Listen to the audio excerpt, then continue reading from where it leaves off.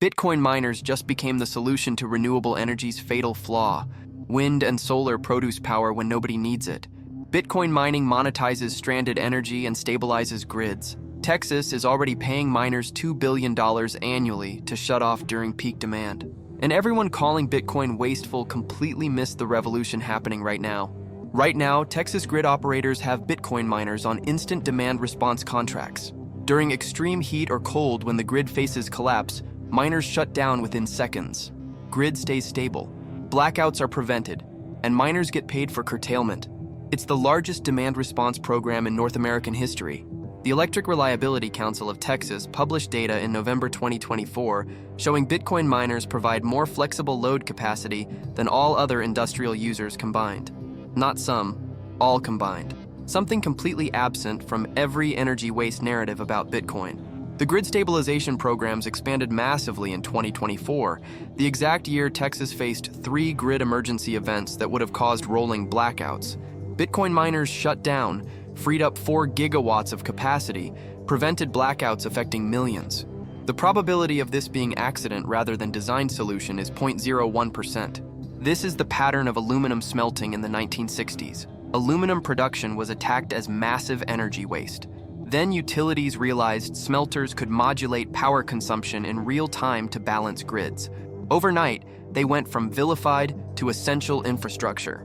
Bitcoin mining is following the exact same path. Nick Carter, founding partner at Castle Island Ventures and energy researcher, stated in September 2024, Bitcoin mining is the only industrial process that can turn on and off in milliseconds, monetize energy anywhere on Earth regardless of grid connection, and provide demand response at scale. It's not wasting energy. It's the killer application for renewable energy transition. Even more revolutionary, stranded natural gas from oil wells, gas that would normally be flared into the atmosphere wasting energy and creating emissions, is now being captured by portable Bitcoin mining containers. That's simultaneously reducing emissions and generating economic value from literal waste energy. The assumption that Bitcoin mining wastes energy broke completely when grid engineers realized programmable, flexible demand is exactly what electrical grids need to handle the intermittency of wind and solar power. Here's what should change how you see Bitcoin mining forever. Energy grids are facing an impossible problem. Renewable energy produces power when it's available, not when it's needed. And you can't store electricity at scale economically. Bitcoin mining just solved both problems simultaneously. Think about that. Before we break down exactly how Bitcoin mining stabilizes grids, why renewable energy needs flexible demand to function, how miners are monetizing energy that would otherwise be completely wasted, and what this means for the entire energy waste narrative around Bitcoin, if you want to understand why Bitcoin mining might be the most important energy technology of the decade and not the waste. Everyone claims, hit that subscribe button and turn on notifications. Because what we're revealing will completely flip the energy FUD narrative and show you why utilities are now actively recruiting Bitcoin miners. Leave a comment. Did you know miners get paid to shut off during peak demand? Do you think Bitcoin mining actually helps renewable energy scale? And how much of the energy waste narrative is just misinformation from people who don't understand grid dynamics? Let's start with the fundamental problem electrical grids face, because without understanding this, you can't understand why Bitcoin mining is the solution. Electricity can't be stored at scale economically. When a solar panel generates power, that power must be used immediately or it's wasted. When wind turbines spin, that energy must go somewhere right now. There's no giant battery that can absorb terawatt hours of excess renewable generation. This creates what's called the duck curve problem. During the day, solar generates massive amounts of power. Demand is moderate. Supply exceeds demand. Power prices go negative, meaning generators pay users to take electricity because shutting down and restarting generators is more expensive than giving power away. Then the sun sets. Solar generation drops to 0 in minutes. But demand surges as people come home. Turn on air conditioning, cook dinner. Now you have deficit. Supply can't meet demand. And you can't ramp up natural gas plants fast enough to fill the gap. This is the fatal flaw of renewable energy: intermittency. And the grid has no good solution. Until Bitcoin mining. Bitcoin miners are unique among all electricity consumers because they can modulate demand in real time with zero operational impact. A data center can't shut down. Services fail. A factory can't shut down. Production stops. An aluminum smelter can't shut down. The metal solidifies and destroys equipment. But a Bitcoin miner? Shut it off. Hash rate drops. The Bitcoin network doesn't care. It adjusts difficulty automatically. Turn it back on. Hash rate returns. No damage. No losses. Just opportunity cost of mining rewards you didn't earn. That flexibility is worth billions to grid operators, and they're paying for it. Texas is the perfect example because they deregulated their grid and allow market-based solutions. ERCOT, the grid operator, has demand response programs where large electricity users agree to shut off during emergencies in exchange for payments. Bitcoin miners are now the largest participants in these programs. When ERCOT issues an emergency alert, miners shut down automatically. Within 30 seconds, gigawatts of demand disappear from the grid. Crisis averted. In August 2023, Texas faced a heat wave with temperatures over 110 degrees for 10 consecutive days. Air conditioning demand hit all-time records. The grid was within minutes of cascading failure and widespread blackouts. Bitcoin miners shut down. 4 gigawatts of load disappeared. That's equivalent to the power consumption of 3 million homes. The blackouts didn't happen, and miners were paid approximately $200 million for that 1 month of demand response. That's not wasting energy. That's providing essential grid infrastructure services and getting paid market rates for it. Now let's talk about how miners monetize energy that would otherwise be completely wasted. This is the part that destroys the entire energy waste narrative. Oil production in places like the Permian Basin in Texas produces natural gas as a byproduct. But there's no pipeline infrastructure to transport that gas to market. So oil companies flare it. They burn it off into the atmosphere, wasting the energy and creating emissions. The EPA estimates that 400 billion cubic feet of natural gas is flared annually in the United States alone. That's enough energy to power 15 million homes for a year. Just wasted. Bitcoin miners figured out you can put a generator and mining containers right at the oil well, capture the gas that would be flared, generate electricity on site, mine Bitcoin. And the economics work because the gas has zero value otherwise. Companies like Crusoe Energy and Great American Mining are doing exactly this at scale. They've deployed mining operations at over 100 oil wells. They're eliminating methane emissions and generating revenue from energy that had negative value before. The oil producers love it because flaring gas creates regulatory problems and bad PR. The miners love it because they get essentially free energy. And the environment benefits because methane emissions are eliminated. This is stranded energy monetization. And Bitcoin is the only technology that can do it at this scale because Bitcoin mining is location agnostic. It doesn't matter where the energy is. If you can generate electricity, you can mine Bitcoin. Compare that to any other industrial use of electricity. Data centers need fiber optic connectivity. Factories need supply chain access. Aluminum smelters need transportation infrastructure. Bitcoin miners need electricity and an internet connection. That's it. That flexibility means Bitcoin mining can monetize energy in places no other industry can reach. Remote hydroelectric dams in Siberia, geothermal in Iceland, excess wind power in West Texas at 3 a.m. when nobody needs electricity, stranded natural gas at oil wells in North Dakota. All of that energy was either wasted or worth nearly nothing. Bitcoin mining gives it value, and that changes the economics of renewable energy deployment completely. Here's why that matters for the energy transition. The biggest barrier to renewable energy isn't technology. Solar panels and wind turbines work fine. The barrier is economics. You build a solar farm that generates massive amounts of power during the day. But if nobody needs that power and you can't store it, you can't make money. So developers don't build the solar farm. Or they build a smaller one. And renewable energy deployment stalls. Now add Bitcoin mining. You build the solar farm. During the day when power generation exceeds demand and prices go negative, Bitcoin miners absorb all the excess power. They're making money even when electricity prices are zero or negative because they're getting paid in Bitcoin, not dollars per kilowatt hour. That means the solar farm developer can build a much larger installation, knowing there's a buyer for all the power generated. The economics work. More renewable energy gets built. The same logic applies to wind. Wind power generation is highest at night when demand is lowest. Prices crater. Bitcoin miners run at night, absorbing the excess wind power. Wind farm developers can build bigger projects knowing they have an always-on buyer. This is called renewable energy subsidy through Bitcoin mining. And it's not theoretical. It's happening right now. In 2023, a Texas wind farm developer announced a co-located Bitcoin mining facility specifically designed to absorb excess wind generation. The mining facility scales up and down automatically based on real-time wind production and grid demand. When the grid needs power, miners reduce consumption. When wind is producing more power than the grid can absorb, miners ramp up to 100%. The wind farm becomes economically viable because it has guaranteed demand for 100% of its output. This is the breakthrough renewable energy needed: flexible demand that monetizes intermittent generation. Let's talk numbers on renewable energy usage in Bitcoin mining, because this destroys the fossil fuel narrative completely. The Bitcoin Mining Council publishes quarterly reports on energy sources. As of Q4 2024, 59.4% of Bitcoin mining globally uses sustainable energy sources. That includes hydro, wind, solar, nuclear, and geothermal. Compare that to global average electricity generation, which is only 39% renewable. Bitcoin mining uses renewables at 50% higher rate than the global grid average. Why? Economic incentives. Miners need the cheapest electricity possible. Renewable energy during off-peak generation is often the cheapest or even free. So miners naturally migrate to renewables through pure market forces.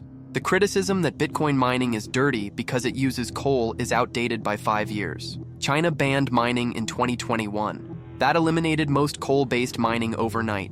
Mining migrated to North America, Kazakhstan, Russia, and Nordic countries, regions with much cleaner energy mixes. In the United States specifically, Bitcoin mining renewable energy usage is estimated at 63%. That's higher than data centers at 48%, higher than manufacturing at 32%, higher than residential consumption at 21%.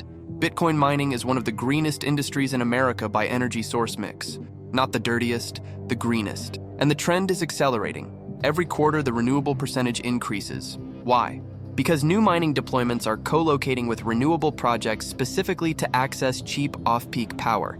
Marathon Digital, one of the largest public miners, announced in 2024 they're targeting 100% renewable energy by 2026.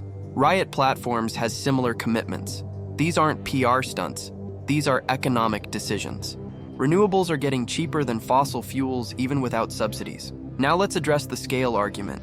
Critics say if Bitcoin grows, energy consumption explodes and becomes environmentally catastrophic. But that's not how Bitcoin works. The network has a difficulty adjustment mechanism. Total energy consumption is a function of mining profitability, not Bitcoin adoption or price alone. If mining becomes extremely profitable, more miners join. Difficulty increases proportionally.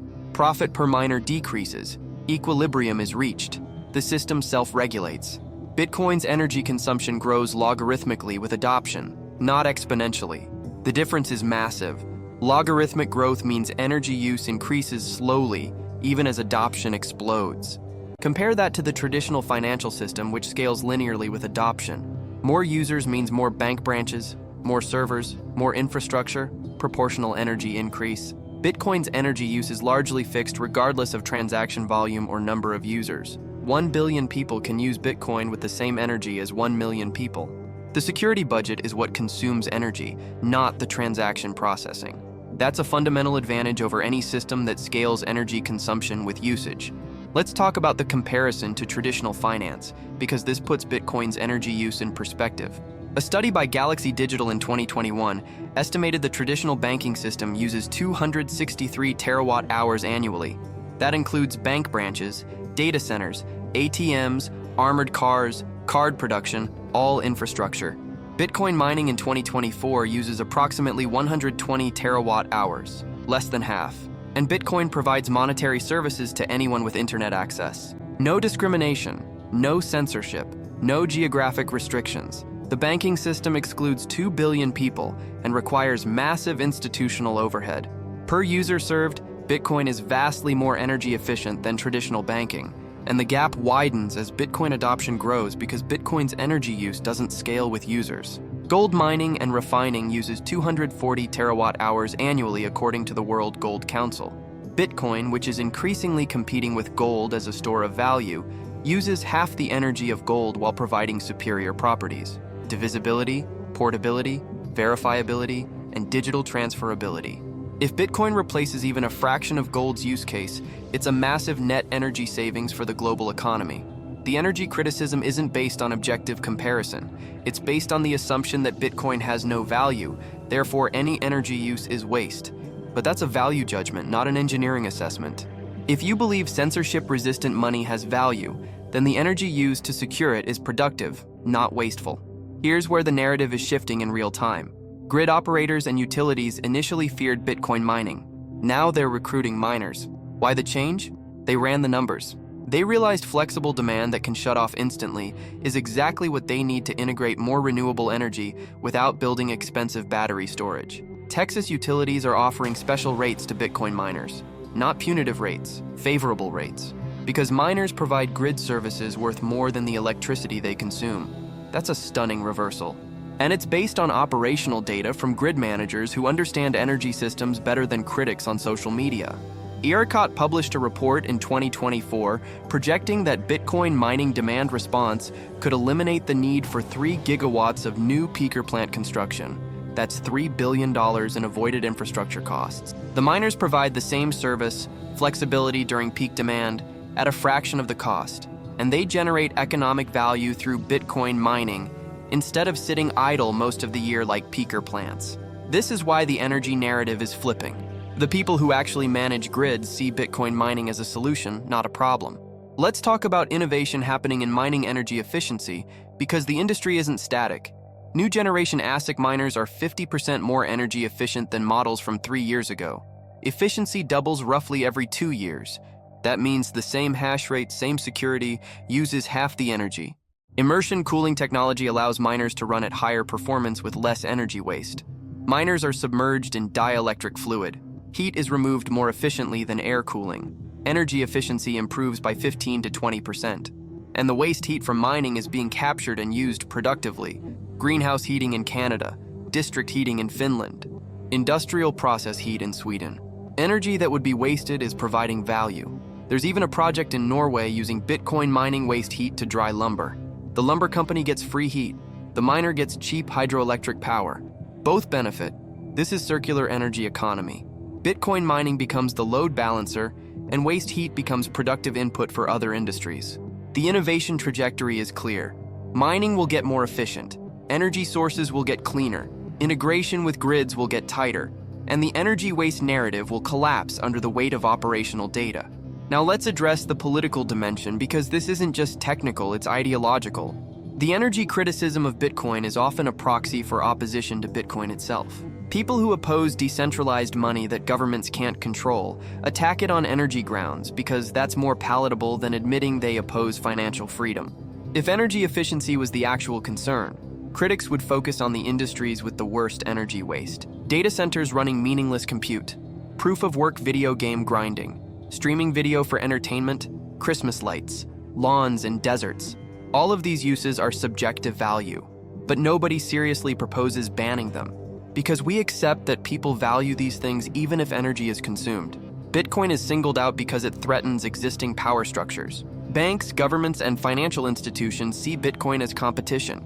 They can't attack it on technological grounds because the technology works, so they attack it on energy grounds and hope people don't examine the data. The shift happening now is that data is becoming impossible to ignore. When grid operators publish reports showing Bitcoin mining prevents blackouts, when utilities recruit miners for demand response, when mining companies demonstrate higher renewable usage than traditional industries, the narrative collapses. Truth is, Bitcoin mining is becoming essential energy infrastructure. Not in spite of its energy use, but because of how that energy use provides value to electrical grids. The future is Bitcoin miners co-located with renewable energy projects, providing demand flexibility, monetizing stranded energy, and enabling faster renewable deployment. That's not an environmental problem, that's an environmental solution. If this breakdown of how Bitcoin mining actually works in energy systems, why flexible demand is critical for renewable energy, and how the entire energy waste narrative misunderstands grid economics changed how you see Bitcoin's energy use, hit that like button and subscribe. We're tracking every development in Bitcoin mining's integration with energy grids, every new demand response program, every innovation in stranded energy monetization. Leave a comment. Did this change your view on Bitcoin's energy consumption? Do you think miners providing grid stability is worth the energy used? And should other industries be held to the same energy efficiency standards people demand from Bitcoin? Share this with anyone still repeating the energy waste narrative without understanding grid dynamics. After this, they'll see why utilities are recruiting miners, not fighting them.